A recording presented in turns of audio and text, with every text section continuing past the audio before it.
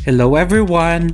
In this video, tara samahan niyo ako at mag-hiking tayo papunta sa libreng spot na bukas everyday dito sa Mualbual. Walang entrance fee or environmental fee na babayaran. Tara at punta tayo sa Taginis Falls na malapit sa Budlot Spring. Bale magkalapit lang ang dalawang yon at parehas free. Kung may budget kayo para mag-rent ng motorcycle or pang-arkila ng tricycle, mas ire-recommend ko na gawin nyo yon. Hindi po advisable tong ginawa ko na nilakad ko hanggang doon, lalo na sa mga hindi sanay sa lakaran dahil from highway sa Alcantara to Budlot Spring in Taginis Falls is 2 hours po na lakaran. Kaya ko ito nilakad is because hindi lang dahil nagtitipid ako, kundi na-miss ko na rin talaga kasi ang hiking. Yes po, mukhang hindi po kapani-paniwala dahil sa mataba ako pero dati rin po akong nagma-mountaineering. Lalo na nung bata-bata pa po tayo, ano po. Gaya ng dati, ifa-flash ko dito sa video yung mga missed opportunities or activities na hindi natin magagawa or mapupuntahan. I will give the details na rin para magkaroon kayo ng idea kung ano yung mga babayaran, kung magkano, ganon. Pero it's better to search on your own para din malaman ninyo ang iba pang information bago kayo magpunta ng Mualbual. You can watch my previous uploads para po malaman ninyo kung bakit may mga hindi ako mapupuntahan o magagawang mga activities and spots dito sa Cebu. Anyways, going back, actually 2 hours and 45 minutes ang lakaran kung manggagaling kayo ng Panagsama or Barangay Basdiot dito sa Mualbual. Pero since ako kasi is nanggaling ako sa church sa Alcantara is 2 hours na lang. Kasi ang ginawa ko is from my hotel sa Panagsama, I walked early in the morning like 3:30 AM ata yun to the church sa Alcantara for 1 hour and 40 minutes para sa morning worship service. And after nun, around 8 AM, dun na ako nag-start maglakad papunta naman sa Taginis Falls.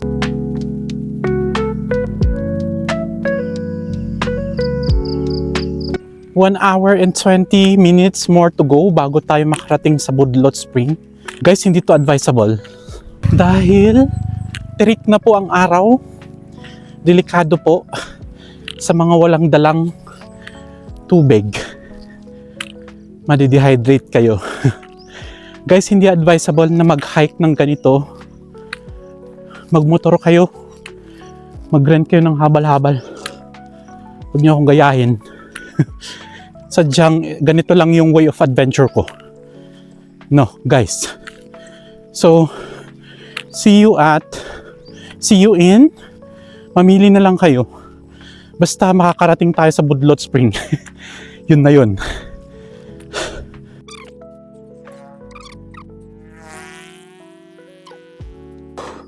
Guys, nandito na tayo sa Lawaan Barangay.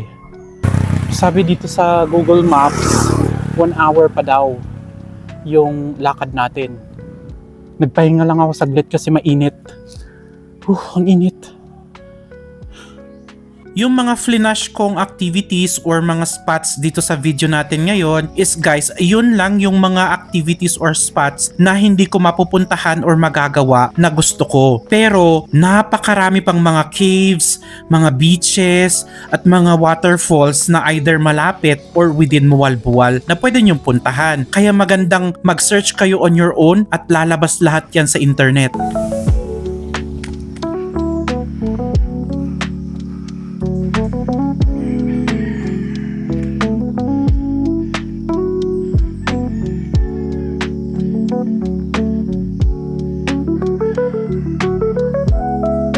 Paakyat baba na yung kalsada dito. Ito na nga yung sinasabi ko eh. May nararamdaman pa man din ako sa ano ko. Sa tuhod ko. Left na tuhod. Kaya, naku po. 15 minutes more to go. Malapit na yan guys. Again, huwag niyo akong tutularan. This is my way of doing my adventures. Kung meron kayong budget pang habal-habal, go. Kung may budget kayong pangrenta ng motor, go. This is not advisable. Pero kung kaya nyo, malakas yung katawan nyo, go. Pwede.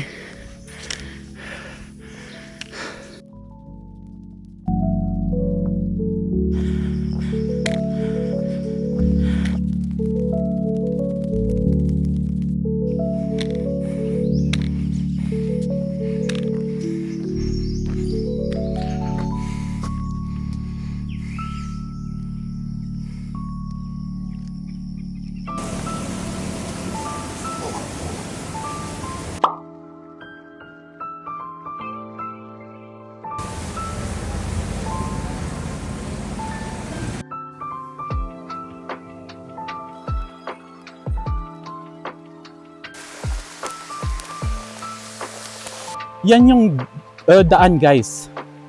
Ito naman yung papuntang pababa siya. Oh. Basta doon banda yan. Baba pa, doon, baba pa.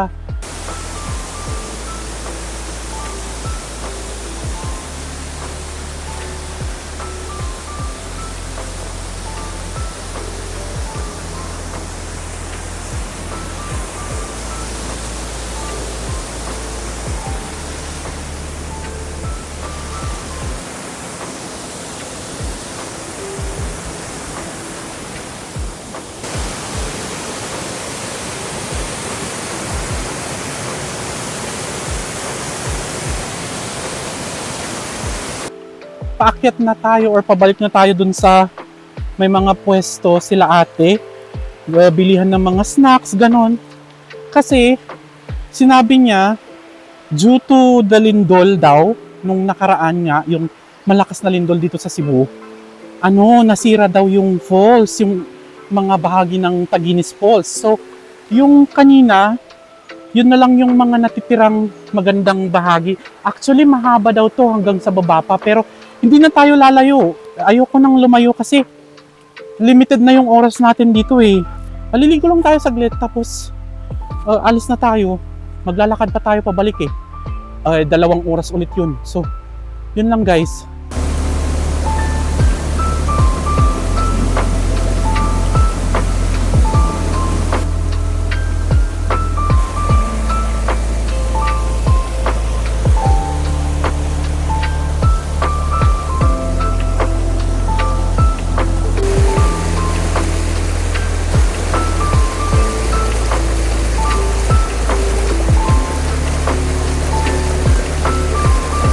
Yung sa likod ko guys, ito yung gumuho nung lindol. Kaya nga yung pinuntahan nating waterfalls doon kanina sa baba, meron daw pool yun sa baba. Pero nung gumuho yung mga lupa, natabunan na siya ng mga bato, lupa, ganun. Syempre, dahil sa lindol, kaya nawala yung pool. So parang dito na lang sa taas yung parang pinaka-safe na languyan. Kaya dito ako pumunta kasi mahaba pala to. Tignan nyo to. Yan guys, doon pa yan, sa baba pa daw yan. Pero syempre wala na daw mga pwesto, wala na daw nagbabantay sa baba. Alangan na pupunta tayo doon para lang magsulo tayo. Nakakatakot na medyo malakas yung current ng tubig. Baka mamaya kung anong mangyari, di ba? Hanggang dito na lang tayo sa may mga tao, no?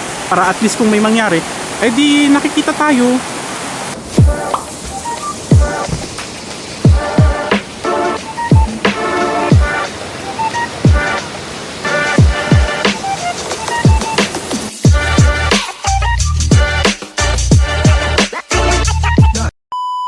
Ayan, so pag pumunta kayo dito sa Taginis Falls, pwede kayong tumambay dito kay Ate Mila. I-accommodate kayo, mura lang yung mga pagkain niya, tapos may banana queue. Di ba? Saan ka pa? Ayan, sponsored by Ate Mila. Di ba? Hi!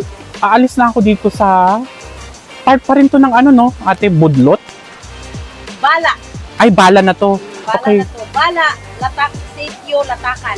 Okay. So anyways, guys, yung Budlot Spring is dun lang sa harap. Pero yung river na pwede kayong lumangoy, libre pa rin naman yung Budlot. Pero pati dito sa Taginis Falls, suportahan na lang natin yung mga locals dito. Bumili kayo ng mga pagkain kasi very limited yung mga pagkain nila dito. Oo. Kung bibili kayo ng mga pagkain nila, masusuportahan natin ng mga taga-lokal. So anyways guys, yun lamang. Isasama ko to sa vlog ko. Thank you ate. Mainit. Parang 1 hour and 30 minutes lang ata ako nagstay sa Taginis Falls. Kasi naisipan ko na naman na kung meron pa akong lakas, pupuntahan ko na yung Basdaco White Beach para maligo at mag-snorkeling saglit. Pero sa mga sandaling iyan, malabo na ulit mangyari kasi 2:00 na ng hapon ako nakabalik o nakababa ng highway. Ay nako. At sabi sa Google Maps, kung lalakarin ko mula sa highway hanggang sa Basdaco White Beach is another 1 hour and 40 minutes ulit na lakaran. Kaya nag-decide na lang ako na bumalik na ng hotel.